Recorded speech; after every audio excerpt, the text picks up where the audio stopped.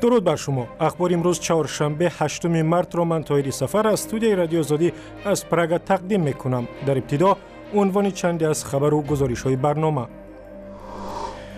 قدر دختر و زن در خانواده تاجیک چرا پسران را بالاتر از دختران می‌دانند؟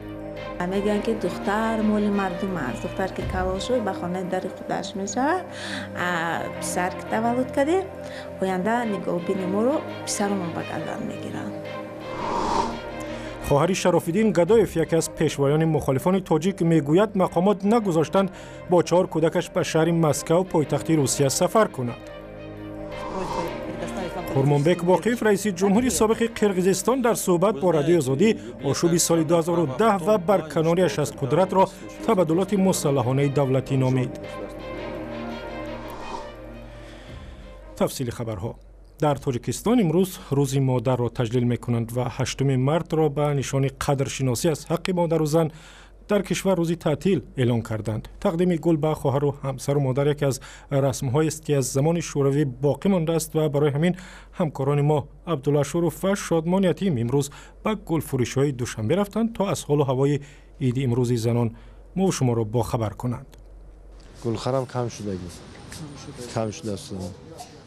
تاثیر چی باشد؟ از چی سبب است به نظرتون؟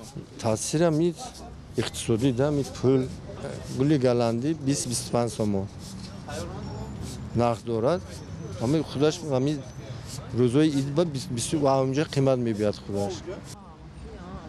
با وجود عید مادران اعلان شدن روز 8 مارس در تاجیکستان آن همچون جشن کل زنان و بانوان تجلیل شده روز استراحتی رسمی به شمار می رود.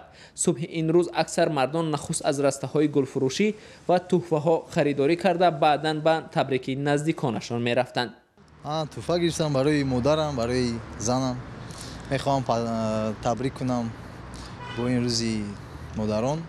ما در دایره اویله قید میکنیم. گفتی گپا عادی. تحفه خریدیم، نصیب کنم میریم تبریکشون میکنیم. اویلمونه، مادرمونه، دخترچمونه. همه تاجیکستانی مادرای تاجیکستان تبریک میکنیم.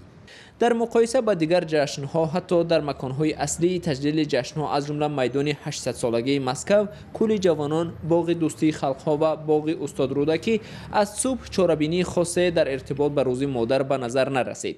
تنها در تئاتر اپرا و بالت یک کنسرت به مناسبت این جشن بعد از نیمه دوم روز دایر گشت که آن را هم روسترودنیچست و آژانسی همکاری روسیه در تاجیکستان دایر کرد. 8 مارس از زمان شوروی در تاجیکستان همچون روز بین‌المللی آزادی زنان تجلیل میشد، ولی امامعلی رحمان سال 2009 در پیام تبریکش آن عید را جشن مصنوعی نامید که به گفته او با مردم ما ارتباط ملی ندارد. پس از این اراده امامعلی رحمان عید 8 مارس در تاجیکستان همچون روز مادران تجلیل می شود. عبدالله اشرف، شادمان یتیم، رادیو آزادی، دوشنبه.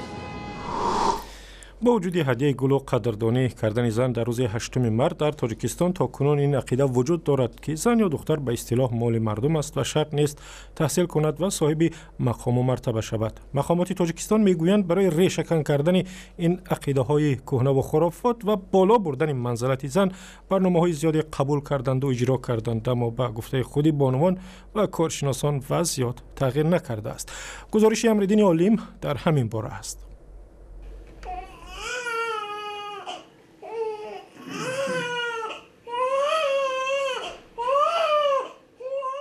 صدای گریه این طفل جمعگل فیض‌الله را دوباره مادر کرد. او اکنون صاحب 2 دخترچه زیبا شد، ولی آرزو دارد سومش پسر باشد. باز میخوام صاحب پسر بشم. من میخوام که فرزندانم در آینده فرزندان خوشبخت باشن، مثل من مادر بهترین و مثل پدرشون پدر بهترین شدن. با مثل جمعگل در تاجیکستان کم نیستند مادرانی که اشتیاقشان به تولد پسر زیاد است، نه دختر.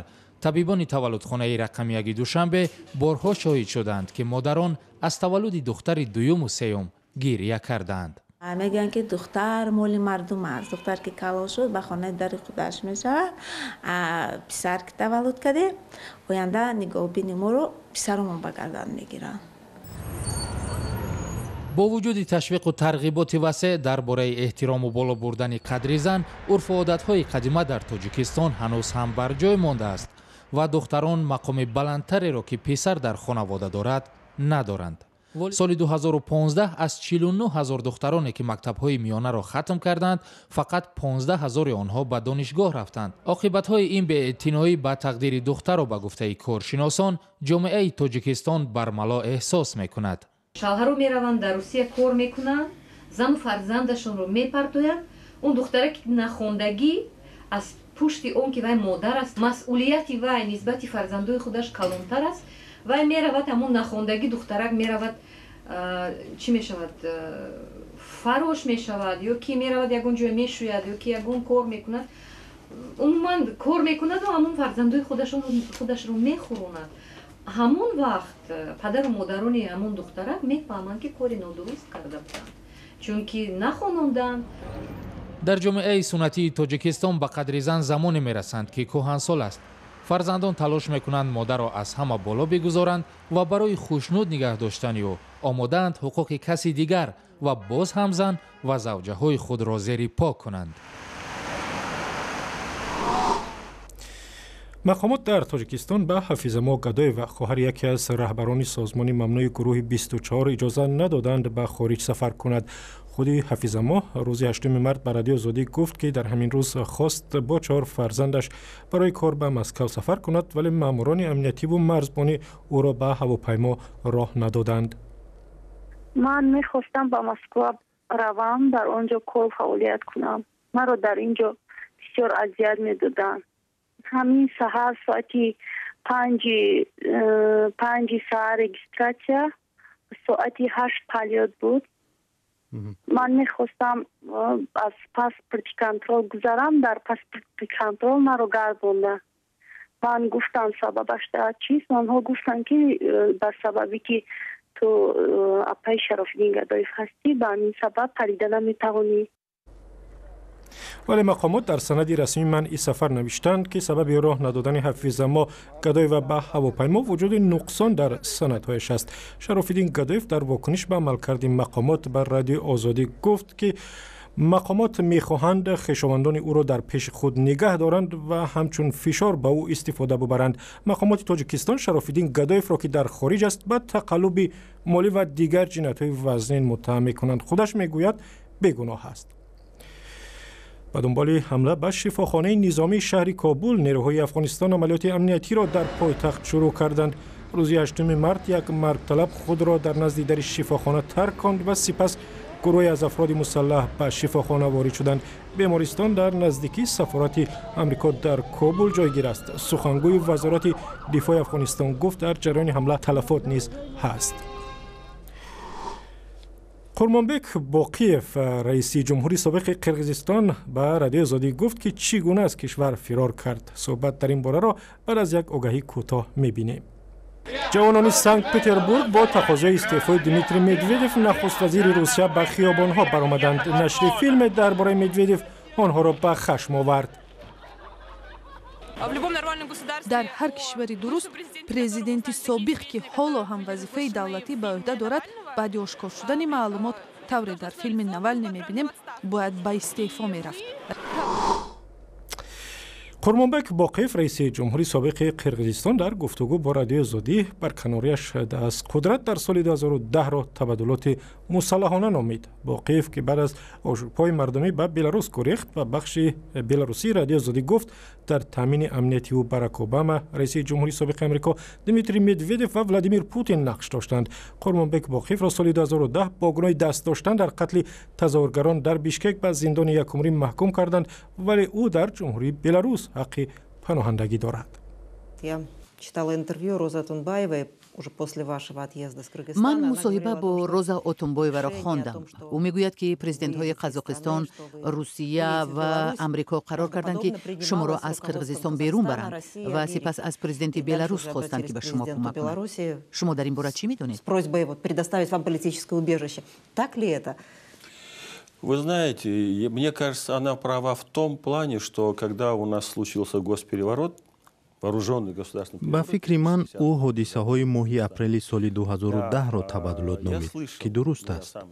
гӯё Барак Обама дар он вақт аз президентҳои Қазоқистону Русия он вақт Медведев хостааст дар бораи амнияти ману оилаам фикр кунанд. Шояд ин гуна гуфтугӯ шуда бошад. Чанде баъд Владимир Путин ба ман занг зад ва гуфт беҳтар аст кишварро тарк кунам, зеро агар низои байни минтақаҳо сар занад, маро гунаҳгор хоҳанд кард. Мумкин буд низо шавад, чун гурӯҳҳои алоҳидаи мардум дар ҷануб ҷамъ меомаданд. Норизоияти зиёд буд. баъдан ба ман Александр Лукашенко занг зад. Садояшро шинохтам. ӯ бо шӯхӣ шурӯъ кард. Қурмонбек ҳоло ҳам зиндаӣ? Ман гуфтам худоро шукр зиндаам. суоли дуввумаш ин буд: аз паша наметарсӣ? ба худ гуфтам ҳоли ман бад аст, вале ӯ шӯхӣ мекунад. гуфтам ман дар Русия дар назди дарёи Волга зиндагӣ кардам ва он ҷо пури паша аст. ӯ гуфт: чӣ фикр мекунед агар шуморо ин ҷо биёрем? ман розӣ шудам, чун ин ҷо монеаи забонӣ вуҷуд надошт. Я, в принципе говоря, сразу согласился, потому что нет языкового барьера. бо моликияти шумо дар Қирғизистон чӣ шуд? мегӯянд ки онҳоро давлатӣ карданд ва баъзеро худи мақомоти баландпоя аз ҷумла раиси ҷумҳур Отамбоев гирифтанд. Они же видите, что сделали. У меня этих капиталов нет.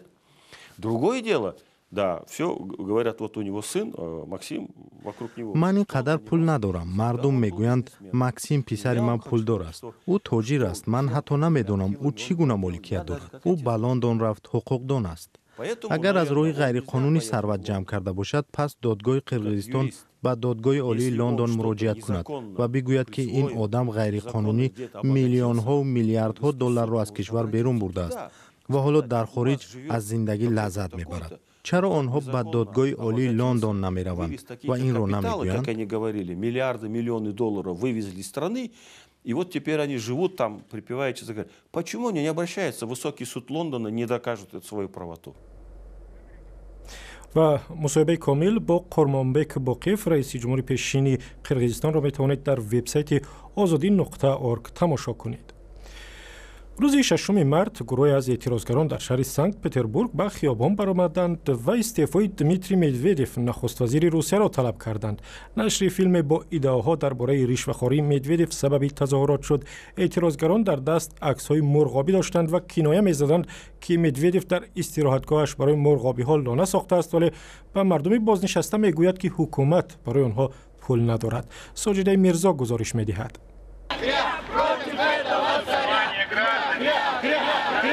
روز دوشنبه ازدحامی با تقاضای استعفای نخست وزیر روسیه دیمیتری مدودیف در کوچه‌های سانکت پتربورگ رقص کردند و به تقلید از مرغابی‌ها سرود خواندند.